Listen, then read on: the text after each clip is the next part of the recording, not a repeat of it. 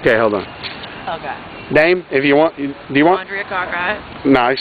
Okay. Nice to meet you. Nice to meet you. Do I have a cupcake in my hair? All right. No, hell, you're good. Okay, I did 35 months on a 4-year sentence for conspiracy to sell cocaine, but I never got caught with cocaine. Okay. I can't get food stamps. Yeah. I can't get Section 8, but you can be a rapist or a murderer, and you can get those benefits. Yeah. So that's the town I come from is very corrupt. If somebody knew about it, I'm sure that something would happen, but it's a racketeering. The judge there owns the recycling center, which is where they send people for community service when they get in trouble. And this is Alabama? No, this is Tennessee. Okay. Okay, the judge also owns part of the probation office. Oh, it's kind of a racket. It's exactly a racket. It's all it is. I'm completely surprised. I know. Yeah. It's worse than most places, though. I mean, Yeah. like, I've seen it. Corruption's everywhere. Right. But corruption in this place, it's bad. I mean, 35 months on a 4-year sentence, 26 should flatten it. Mm-hmm. And then I got out, okay? They know I don't have a driver's license. That's it, man. Besides my felony, that's only big charges I've really had. Mm-hmm. And it's driving unsuspended. So I get out of prison. There's no public transit system there. You carts won't ride me because I'm not on welfare. So, like, once they realized what kind of car I had, they just kept pulling me over and pulling me over and pulling me over. So now I got a warrant there because I'm supposed to be on probation. Our friend Steven over here keeps getting pulled over because in one little town they've already had an experience with him, so when they see him they will, right, you know. Exactly. And it's like, I mean, it's stupid. And the one cop, he's like, you know, where's the drugs? Where's the drugs? I'm like, I don't have any. Never got caught with drugs anyway. And then, you know. Oh, you did never? Never got caught Yeah, with drugs. yeah. Did 35 months in prison. Never got caught with drugs. Right.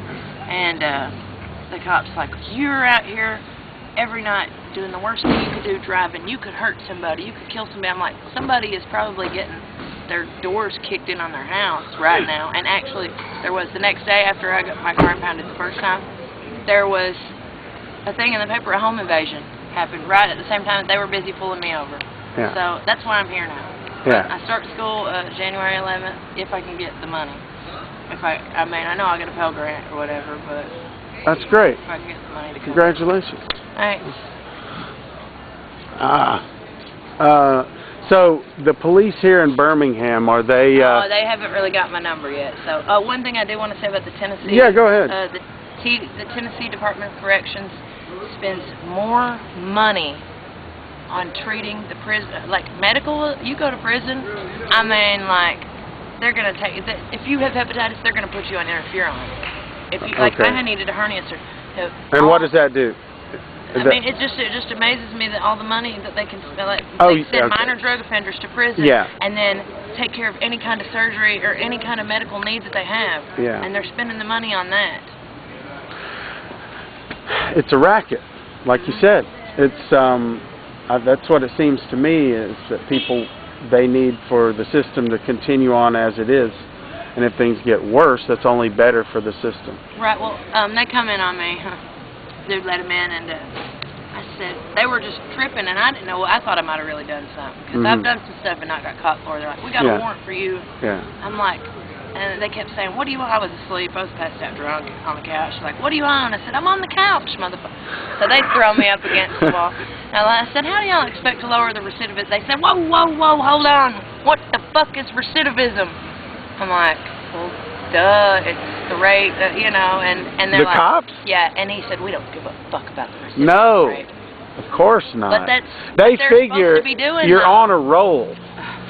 You know what I mean? Yeah. They figure like, hey, you know, you're down, let's kick you while you're down or something. I mean, that's sort of the attitude, it seems like. Even in bigger cities, though, like, it's corrupt, but they don't keep messing with the same people over. You say Birmingham, they do that? No, Tennessee. Tennessee. Well, what about here? No. I don't know yet. Okay. I don't know yet. Well, look, that's honest. I mean, I'd rather not have stories from people where they try to blow anything up. Like, the exact honest truth is what we're looking for. And there are people who have told me stories about being harassed, and it may be that some of them have previous experiences with those cops. I don't know. I will tell you what happened to us the other day. Now, this was, okay. You know the little red cap guys downtown? Like Caps. Okay. Cap, yeah. So, we had been panhandling. Corporate cops. Yeah. Yeah.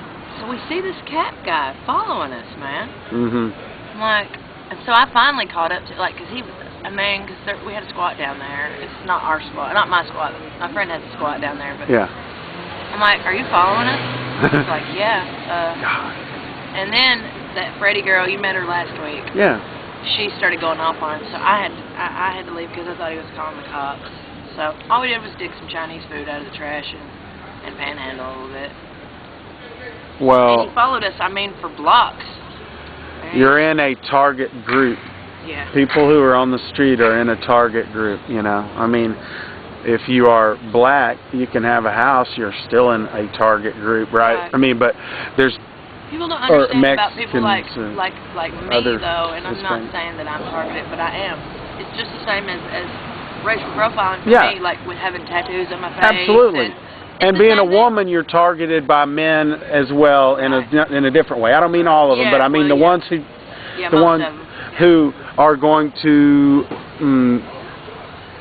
there are people who target women, and laws have in the past, less now, but in the past laws have really targeted women, you know. Oh, so well, but I'm sure but it's it's still crazy though that prostitution's the oldest profession.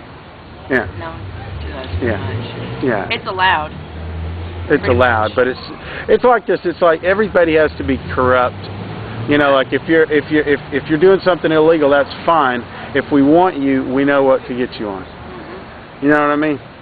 They just don't want to legalize it and make it where you could go get health care with that. You know, Right. they should have clinics where you wouldn't worry about Get having dirty to. needle, like we should have a needle exchange. Absolutely, Have a everywhere. needle exchange. Absolutely. But if you had a needle exchange, then that form of population control.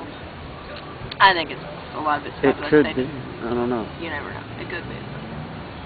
You mean they would give you bad needles? No, like that's why there's not a needle exchange. Because Oh, they want my people bad, my bad. Yeah. Because they want people to fucking die. And sick people have to go get treatment, and Yeah. if you don't, you'll just die. And great, Mhm.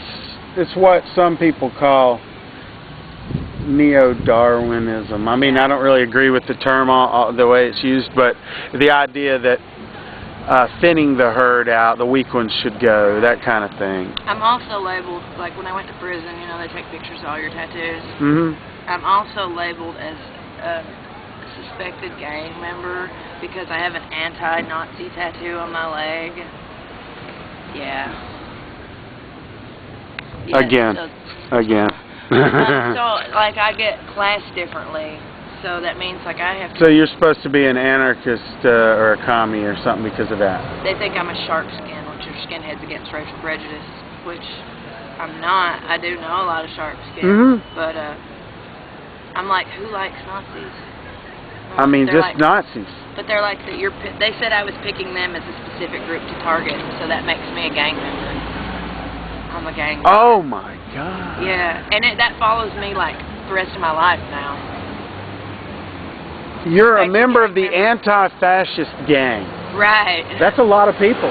Yeah. That's a big-ass group. Yeah. Right? So We got we're a big Republicans, Democrats, anarchists, communists, people who don't give a shit about politics. That's a very large group. Mm-hmm. You should consider yourself, you're in one of the biggest gangs there is. No.